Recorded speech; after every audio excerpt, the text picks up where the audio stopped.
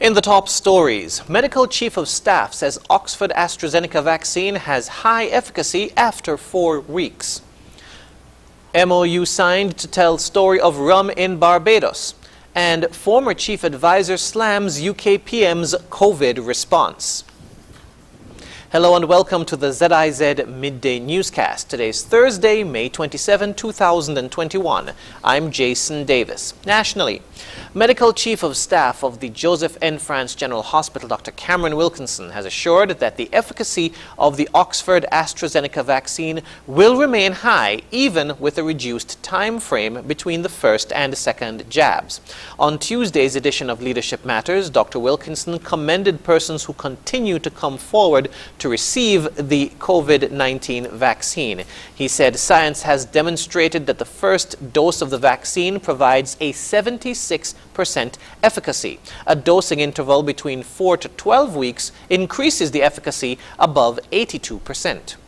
Ideally, if you gave the vaccine between 10 to 12 weeks, the efficacy should be greatest. But the manufacturers recommend that it can be given anywhere out of 4 weeks. And because of the situation that we're in right now, where some persons were hesitant, we have to use the vaccine that we have available. We have shortened the time between the doses, but the efficacy should be still significant because, as I said, all of the recommended is between 8 to 12 weeks. It can be given based on the manufacturers after 4 weeks.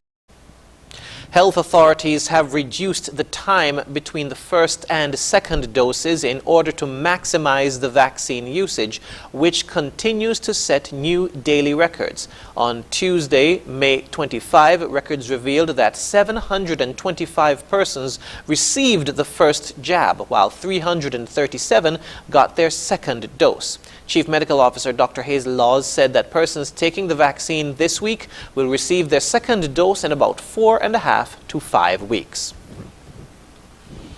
The Honourable Vincent Byron, Senator and Minister responsible for legal affairs, is stating that Cabinet has not given the green light on a recent statement issued by the St. Christopher Air and Seaport Authority, SCASPA. He made the statement at Wednesday's NEOC COVID-19 briefing after the release was circulated that afternoon. This document was brought to the attention of the government, and I would say that it had been inadvertently published. At this point in time, the Cabinet has given no such consideration or decision. And so we would want to say that until such time as the Cabinet has issued or supported such a decision, we would hope that this document would be disregarded at this time. Thank you. During the afternoon, a statement was received stating, quote, "The St. Christopher Air and Seaports Authority, or SCASPA, wishes to advise the public that effective June 1, 2021, all persons wishing to conduct business at the port's facilities, both air and sea, must present proof of COVID-19 vaccination or a valid negative RT-PCR test taken within the past 14 days. This decision has become necessary to prevent the transmission of the virus to the employees and stakeholders conducting business within SCASPA's space," end quote. However, the AG did say that Cabinet has not given a final decision on the statement. ZIZ will continue following this story as it develops, and we'll have more information as it becomes available.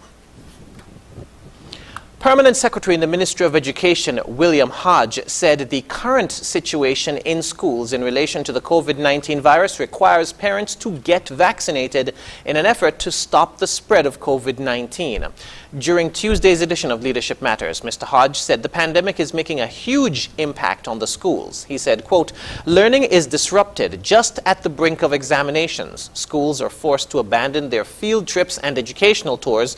Graduations may not be held except virtually virtually. Parents are forced to stay at home to provide care for their children. Some parents may actually lose their jobs. COVID-19 is in our schools. Teachers, students, auxiliary staff are contracting the virus. Some are in quarantine.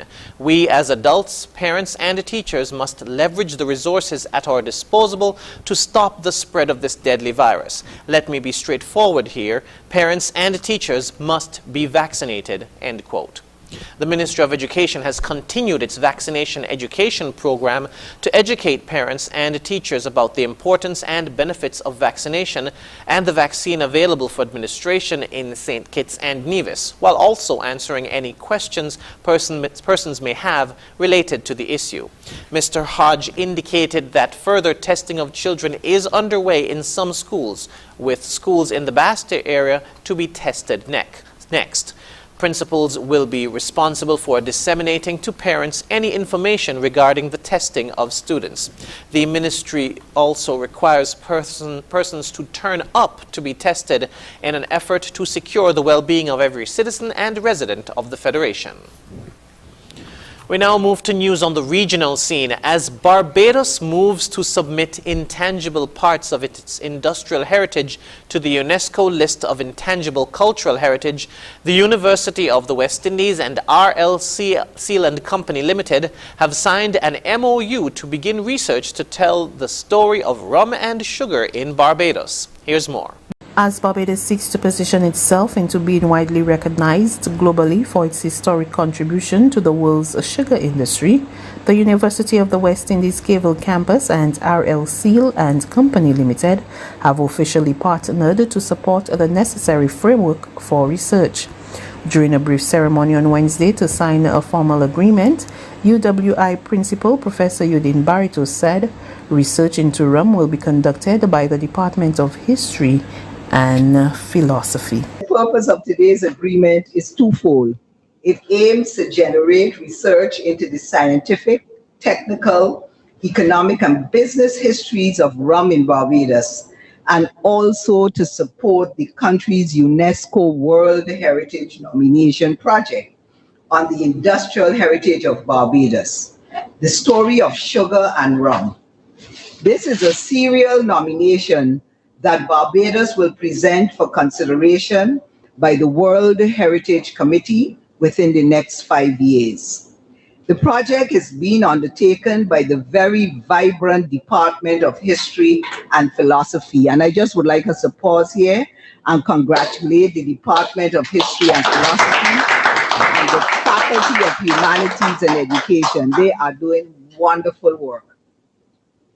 And that work they're doing is part of the commitment to developing research on Barbados's history and heritage at the undergraduate and the postgraduate levels. And dare I say, sharing it with the campus and wider community. Import duty-free concessions will be given to small businesses just starting or those seeking to expand in the Bahamas, according to an announcement by Prime Minister Hubert Minnis on Budget Day. OUR News has more. A 3-hour presentation from the nation's leader, Prime Minister Dr. Hubert Minnis, today outlining government's 2021-2022 fiscal strategy. The Prime Minister indicating today that government wants to transition from an unemployment benefit assistance program to an aggressive employment assistance initiative. Through this new initiative, businesses will be able to apply for a VAT tax credit to cover the salaries of up to 10 new employees. He expects 250 businesses to apply, in turn hiring 2,500 new employees. And what's government spend on the employment program? $40 million.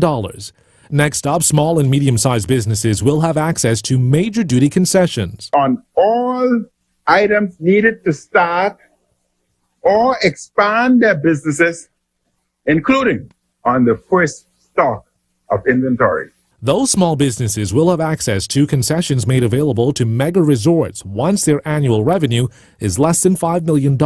Now, third on government's 7-point plan, the expansion of the small business sector. We will make $250 million financing available to the SPDC over the next 5 years, starting with its first injection of $35 million in this upcoming budget. Objective 4, multi-million-dollar healthcare sector upgrades. $10 million to be spent on essential items needed for the COVID-19 fight. $19 million for upgrades at the Rand Memorial Hospital, and $70 million to be spent on the Princess Margaret Hospital. All made possible by a $100 million loan from the World Bank. This will allow us to pursue the project at an accelerated pace over the next 18 to 24 months. Then there's the enhancement of access to land and a free tax zone in the southern Bahamas. All supplies needed to build homes or businesses within the zone will be duty-free. It is to spur immediate economic activity in these islands. Number 6 on government's list, $1 million on the further digitization of government agencies. And finally, a review of government's tax system is in the pipeline. No new taxes introduced today, but the tax review, once completed, could possibly change that. And as far as the stability of the Bahamian dollar is concerned, the Bahamian dollar, Mr. Speaker, has not and will not come under any threat of devaluation as long as this administration remains in office. We also witnessed today the rolling back of taxes on feminine hygiene products, adult and children diapers, as well as concessions being offered to the religious community for repairs on their churches. Reporting live from Parliament Square, I'm Theo Seeley. Internationally, the former chief advisor to UK Prime Minister Boris Johnson has criticized the government's COVID-19 response as disastrous and said people, quote-unquote, died unnecessarily as a result.